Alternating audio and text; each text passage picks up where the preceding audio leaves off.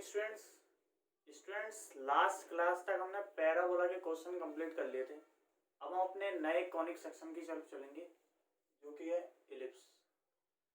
प्यारे बच्चों, जनरेटर और एक्सिस के थ्रू इस तरीके की हमें सॉलिड मिलती है, ये आपको लास्ट क्लास के अंदर बहुत अच्छी तरीके से बताया गया है। अगर आप प्लेन शीट से इस तरीके से काटोगे, 90 डिग्री से बिल्कुल थोड़ा सा टिल्ट लेके काटोगे तो आपको इस तरीके का इलिप्स मिलेगा। इसी शेप को हम इलिप्स बोलते हैं। बच्चे, जिस तरीके से सर्कल की स्टैंडर्ड डेफिनेशन होती है, पैराबोला की स्टैंडर्ड डेफिनेशन होती है, इसी तरीके से इलिप्स की भी स्टैंडर्ड डेफिनेशन होती है। ध्यान देना, पहले हम स्टैंडर्ड डेफिनेशन को पढ़ेंगे, फिर हम इसको जानेंगे कि ये क्या लिखा हुआ है, फिर हम दोबारा से स्टैंडर्ड डेफिनेशन को पढ़ेंगे। देखो लिखा हुआ है, an ellipse is the set of all points in a plane। बच्चे ध्यान देना, ये प्लेन लिखा हुआ है।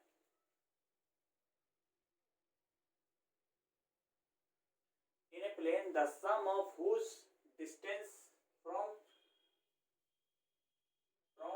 two fixed points in a plane is a constant.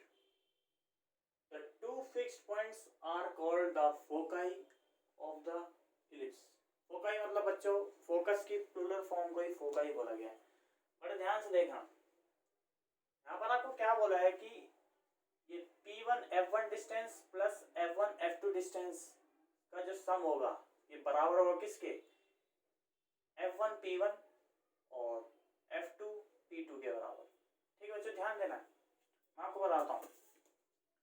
ये जो डिस्टेंस है ये बराबर होगा इस डिस्टेंस के, और ये डिस्टेंस इस डिस्टेंस के बराबर होगा।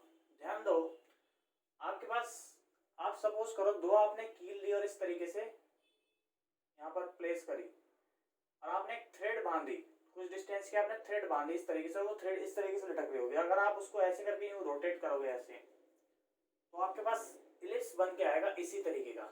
बच्चों ध्यान दो, वो जो थ्रेड थी वो इस तरीके से आपको इमेजिन होगी। अगर आप उसको नोटिस करने की कोशिश करोगे अलग अलग पॉइंट पर, मान लो आप इन 3 पॉइंट को उसको नोटिस करोगे तो आपको थ्रेड इस तरीके से महसूस होगी। और बच्चों सोचो, क्या वो थ्रेड का जो डिस्टेंस है, जो उसकी जो लेंथ है, क्या वो चेंज हो पाएगी? वो चेंज नहीं होगी। वो डिस्टेंस हमेशा क्या होगा, बराबर ही रहेगा। पोजीशन चेंज होगी पर डिस्टेंस हमेशा क्या जाएगा, बराबर जाएगा।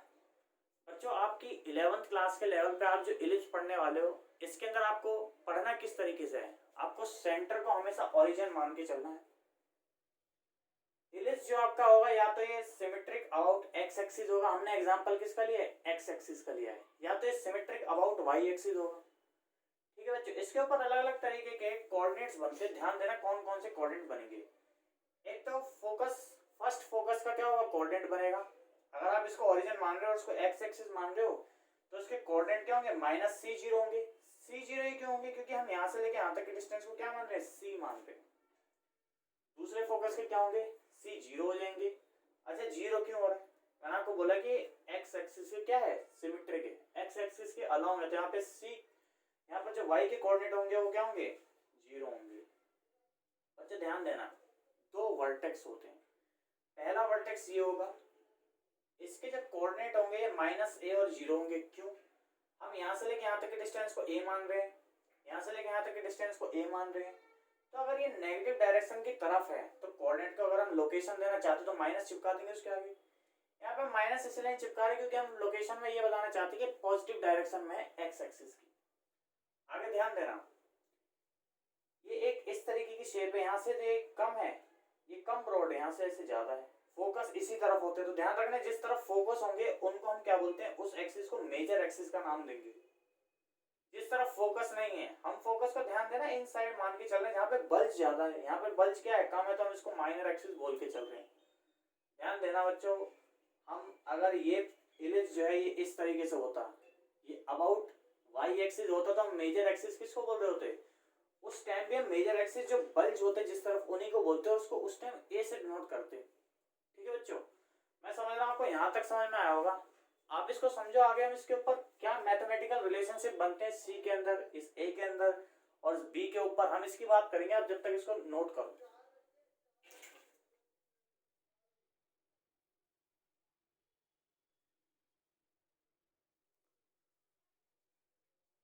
प्यारे बच्चों, आगे ध्यान देंगे, हमने इलिप्स का एग्जांपल लिया है।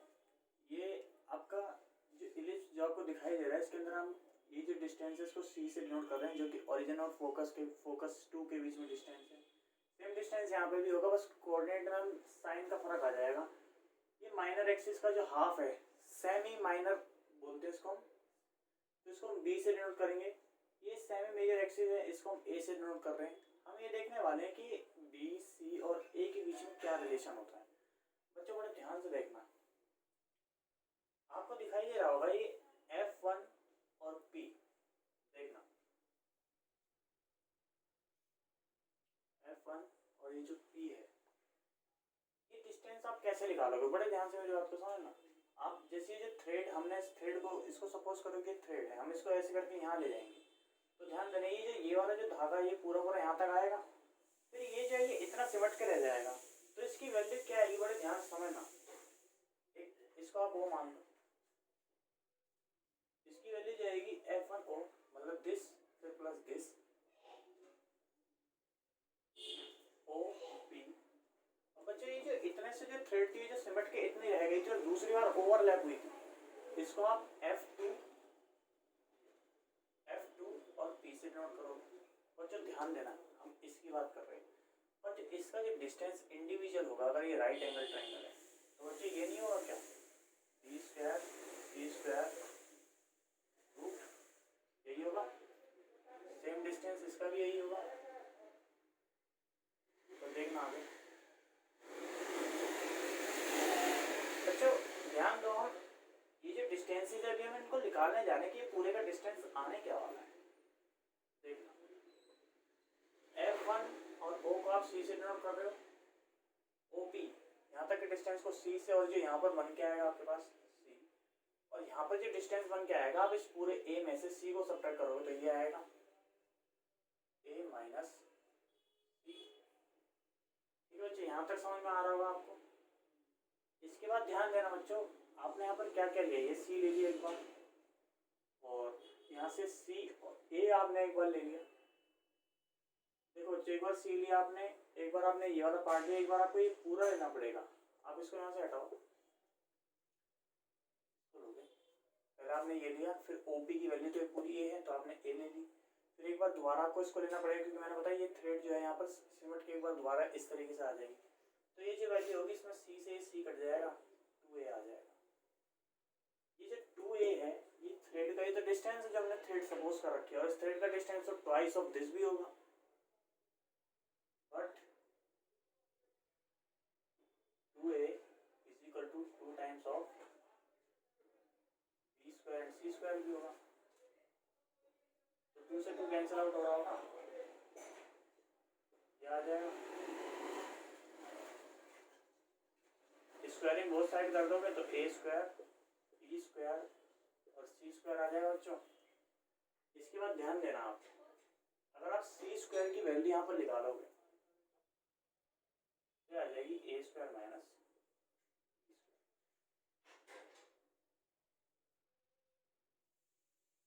बच्चों, यही रिलेशन होता है इन, ये जो आपको वेरिएबल फॉर्मेट में यहाँ पे जो वैल्यूज दिखाई दे रही है इनके बीच में यही रिलेशन होता है।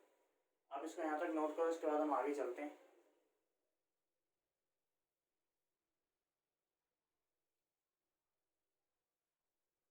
बच्चों आगे ध्यान देंगे, आगे हमें समझना है इसेंट्रिसिटी। इसेंट्रिसिटी का मतलब होता है बच्चों C/A का रेशियो। C मतलब क्या है? फोकस का डिस्टेंस है ओरिजिन से, और A मतलब क्या है? सेमी मेजर एक्सिस का डिस्टेंस। बच्चों ध्यान देना, आप यहाँ से क्या लिख सकते हो, आपके पास यहाँ से एक वैल्यू तैयार होने वाली है, आप जो डिस्टेंस ऑफ फोकस है उसको आप EA भी लिख सकते हो। ध्यान देना, C डिस्टेंस है फोकस का ओरिजिन से, और बेटा इसेंट्रिसिटी को हम E से डिनोट करते हैं। बच्चों ध्यान देना, मैथमेटिक्स के अंदर इसके बारे में आपको बहुत अच्छे से नहीं बताया गया हमारी 11 के अंदर। बच्चों इसेंट्रिसिटी एक तरीके की कंपैरेटिव स्टडी है जो आपको इस इलिप्स की गोलाई के बारे में बताती है कि इलिप्स कितना गोल है, वो सर्कल से कितना इलिप्स की तरफ गया है, या वो सर्कल से स्ट्रेट लाइन की तरफ कितना गया है, इसके बारे में बताता है। और बच्चों आप इसके चक्कर में ज़्यादा अपने आप को उलझाना मत, ये आपको बस खाली इसकी मैथमेटिकल रिलेशनशिप पढ़ने आपको कि इसेंट्रिसिटी क्या होता है। इसको नोट करो। इसके बाद हम इलिप्स की स्टैंडर्ड इक्वेशन पे चलेंगे कि इलिप्स की स्टैंडर्ड इक्वेशन किस तरीके से आती है।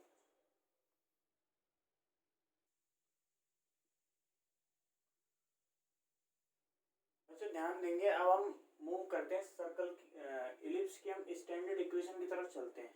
ध्यान देना, इलिप्स की स्टैंडर्ड इक्वेशन हम किस तरीके से निकालते हैं।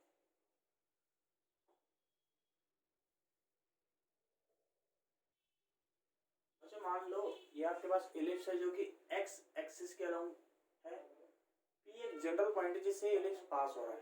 बच्चों आपको अभी अभी मैंने थोड़ी देर पहले बताया कि इस डिस्टेंस का और इस डिस्टेंस का जो सम होता है हमेशा मेजर एक्सिस के बराबर होता है। यानी कि इस केस में जबकि ये एक्स एक्सिस के अलोंग है तो हम इसके 2a से कंपेयर करेंगे, 2a बोल सकते हैं।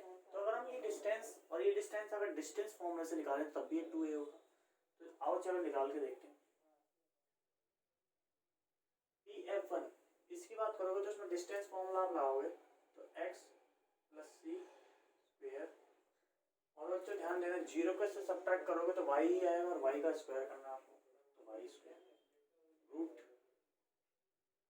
प्लस इस वाले डिस्टेंस को निकालोगे तो x माइनस सी स्क्वायर, और यहाँ पर भी y स्क्वायर आ जाएगा। ये रूट लगा देंगे तो ये 2a के बराबर ही होगा। यहाँ पे आप चाहो तो देख सकते हो by distance formula, distance formula. ठीक है बच्चों, आगे समझना। आप इस ब्रैकेट को उठा के इस तरफ ले जाओ और स्क्वायर कर दो।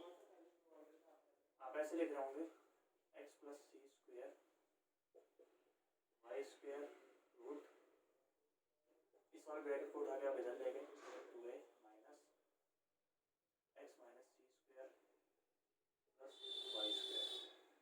अब बच्चे स्क्वायरिंग बोथ साइड कर दो जिससे आपका ये वाला रूट यहाँ से हट जाए।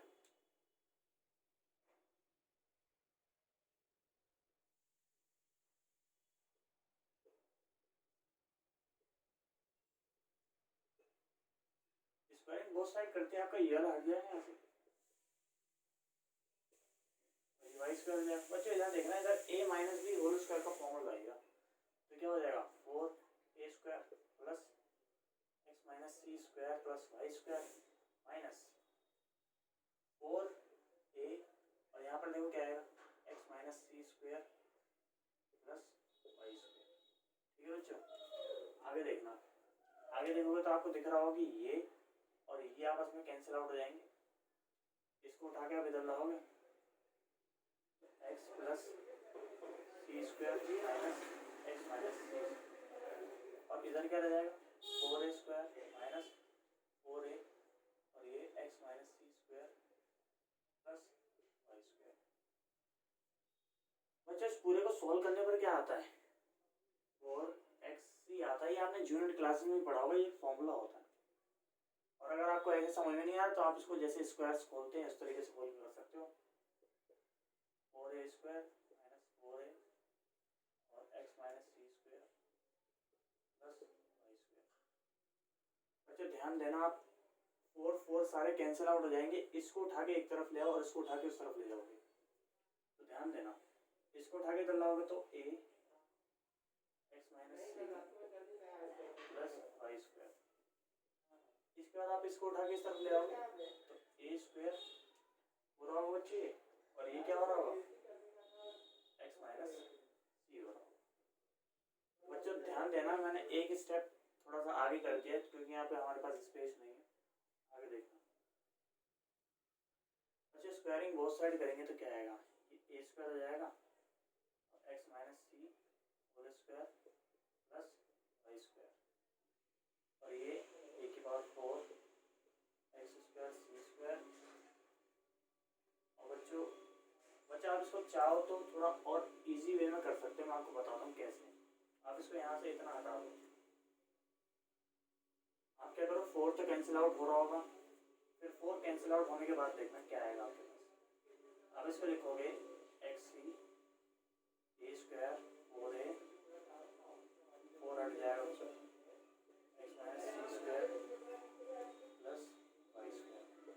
अब आपको क्या करना है, आप इसको एक तरफ ले आओ, इसको इधर ले आओ, तो आप ये लिखोगे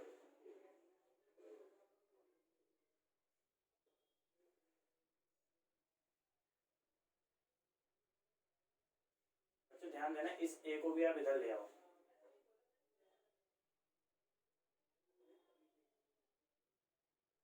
इस ए को इधर ला रहे होंगे तो ये ही रह जाएगा, ये आपका इस तरीके से आ जाएगा ये अपॉन ए एक्स। बच्चों दोबारा स्क्वायरिंग बोथ साइड करो,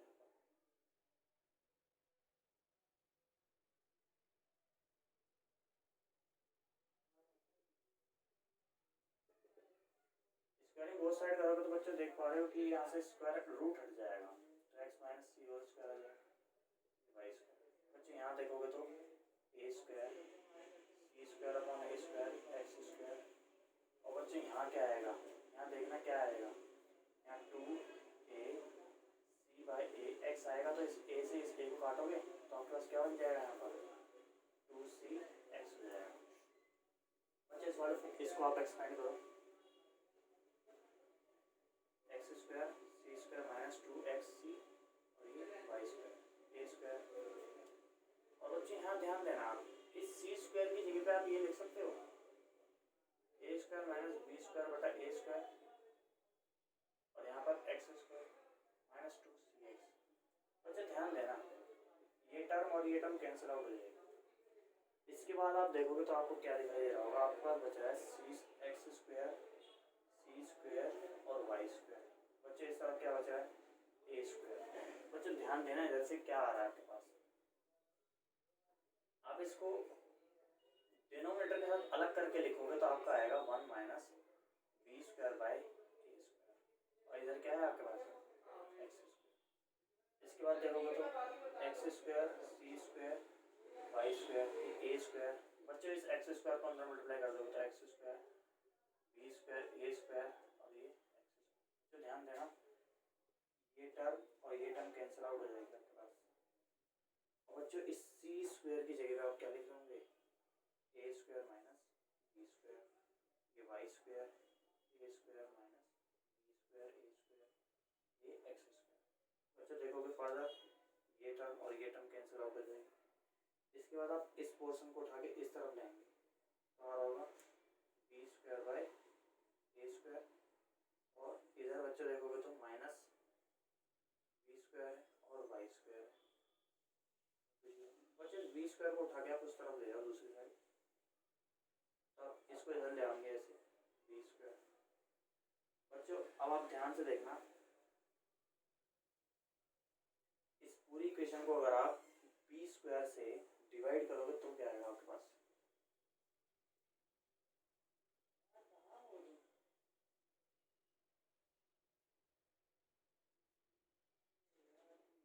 देखना बच्चों, इसको बी स्क्वायर से डिवाइड करोगे आप, बच्चे यहाँ पे एक्स स्क्वायर दिया है, इसको बी स्क्वायर से डिवाइड करोगे तो आपके पास आ रहा होगा x square by a square. बच्चे आप इसको बी स्क्वायर से डिवाइड कर रहे होंगे तो आएगा आपके पास Y square by B square. बच्चों बी स्क्वायर को बी स्क्वायर से करा जाएगा तो 1 आएगा। यही आपके पास एलिप्स की इक्वेशन है। जब एलिप्स क्या होगा, अलोंग एक्स एक्सिस होगा।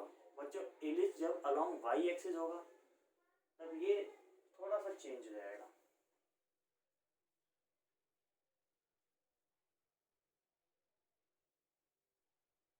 बच्चों देख सकते हैं इक्वेशन आपकी ये इस तरीके से आ रही है, ये अलोंग एक्स एक्सिस है। जब बच्चा आप अलोंग वाई एक्सिस निकाल रहे होंगे तो इस तरीके से आ जाएगा X square upon B square Y square upon A square और 1।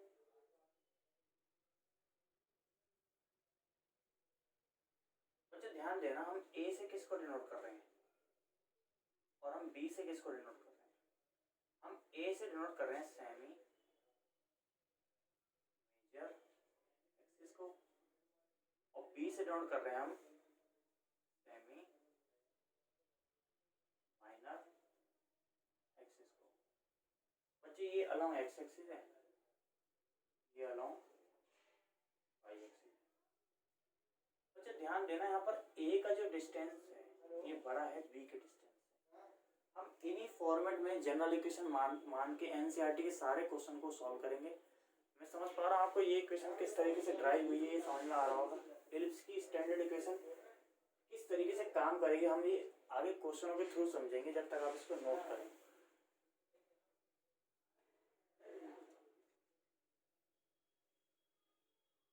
अच्छा आगे चलते हैं, आगे देखेंगे इलिप्स का लेटेस्ट रेक्टम किस तरीके से निकाल सकते हैं। ध्यान दो बच्चों, लेटेस्ट रेक्टम ये वर्टिकल लाइन है जो कि फोकस से पास होती है। जैसे मान लो हमने यहाँ से लेके यहाँ तक के डिस्टेंस को हमने एल माना हुआ है, ठीक है बच्चों। अगर एल माना हुआ तो ये एक्स एक्सिस से ऊपर जो होगा ये वाई हम लिखते हैं, इसको वाई को हम एल लिख पाएंगे। और ध्यान देना बेटा, हमने सी को हम ए ई लिख सकते हैं। हमने इसेंट्रिसिटी की डेफिनेशन में समझा था कि सी इक्वल टू होता है आपका, सॉरी बी इक्वल टू होता है आपका ए बटा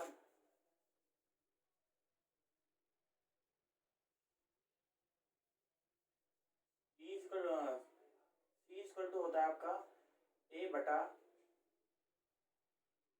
ए। आगे देखना बच्चों, तो आप यहाँ से इस सी की वैल्यू निकाल सकते हो, सी की वैल्यू निकाल सकते हो आप। आगे ध्यान देना बच्चों, आगे देखेंगे हमने इस पॉइंट के कोऑर्डिनेट तैयार करे हैं। अब ये जो इलिप्स है बच्चों, ध्यान देना, ये जो इलिप्स है आपका एक्स एक्सिस के अलावा, तो उसकी इक्वेशन आप कैसे लिखोगे, इसकी इक्वेशन आप कैसे लिखोगे, मैंने आपको जस्ट इससे पहले बताया था इलिप्स की इक्वेशन के बारे में। अब ध्यान देना बच्चों, जो इलिप्स है ये इस पॉइंट को क्या सेटिस्फाई करेगा, ध्यान देना। अब एक्स की जगह क्या लिखोगे, ए ई का स्क्वायर और यहाँ ए स्क्वायर। वाई की जगह आप क्या लिखोगे, एल स्क्वायर और ये बी स्क्वायर इक्वल टू। ध्यान देना बच्चों, ए स्क्वायर हो रहा होगा, ई स्क्वायर हो रहा होगा, यहाँ एल स्क्वायर ये बी स्क्वायर इक्वल टू 1। बच्चों ये और ये कैंसिल हो जाएंगे, E square L square upon B square equal to 1 आ जाएगा। ध्यान देना बच्चों, हम इस ई स्क्वायर को इधर ले जाएंगे, यहाँ से एल स्क्वायर की वैल्यू निकालेंगे, तो ये वैल्यू आपकी इस तरीके से आएगी। ई को इधर ले जाओगे तो इसको सब्ट्रैक्ट हो जाएगा और बी इससे ऊपर जाएगी क्या हो जाएगा, मल्टीप्लाई। बच्चों ध्यान देना, ई स्क्वायर की जगह पे या फिर आप 1 माइनस ई स्क्वायर की जगह पे क्या ले सकते हो, बड़े ध्यान से समझना आएगा। आपने इसेंट्रिसिटी की डेफिनेशन समझी थी कि ई इक्वल टू क्या होता है बच्चों, बी अपॉन ए होता है, ठीक है बच्चों। इसके बाद हम अगर हम इसका स्क्वायर कर दें, ई स्क्वायर और ए स्क्वायर हो जाएगा। अगर हम इसकी नेगेटिव वैल्यू निकालना चाहें तो देखो कैसे निकालेंगे। हम इसके साथ क्या करते हैं कि ई स्क्वायर की जगह पे यहाँ पे आप इस ई स्क्वायर की जगह पे इस वैल्यू को सीधा पुट कर सकते हो। तो ध्यान देना, आप इस वैल्यू को इधर पुट करो, इधर पुट करोगे तो आपको दिख रहा होगा b square 1 minus C square upon A square, ठीक है बच्चों।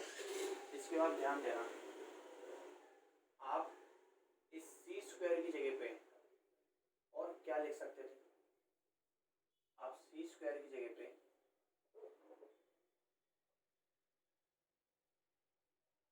लिख सकते थे A square minus B square upon A. ये रिजल्ट भी आपको बताया गया कि सी स्क्वायर का मतलब होता है ए स्क्वायर माइनस बी स्क्वायर। बच्चों आगे देखोगे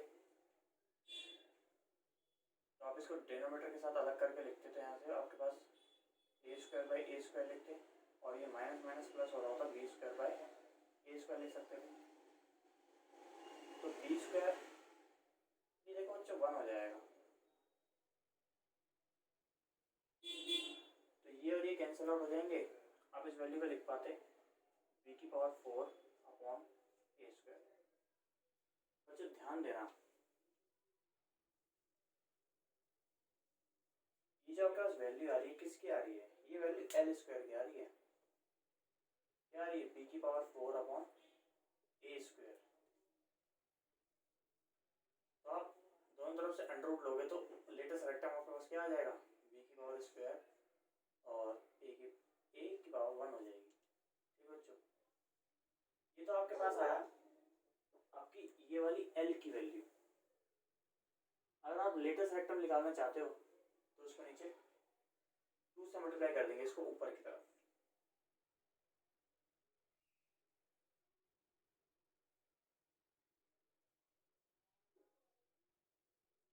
तो आपके पास आएगा 2b² अपॉन ए। बच्चों यही आपका लेटेस्ट रेक्टम होता है। इसके अंदर एल की वैल्यू होती है आपके पास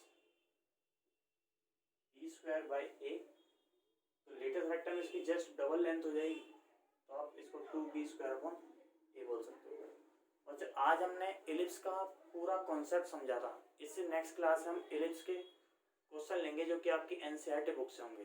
जब तक बच्चों आप इलिप्स के अच्छे से नोट्स बनाएं और इसके बारे में समझें कि हमने क्या क्या बातें करी गई हैं। अगर आपको इसमें से कुछ ना समझ में आया तो आप पब्लिकली कमेंट बॉक्स में लिखें आपको कौन कौन सी बातें समझ में नहीं आ रही। हम आपकी प्रॉब्लम को जरूर सॉल्व करेंगे। पहले बच्चों आज की क्लास यहीं ख़त्म होती है। धन्यवाद।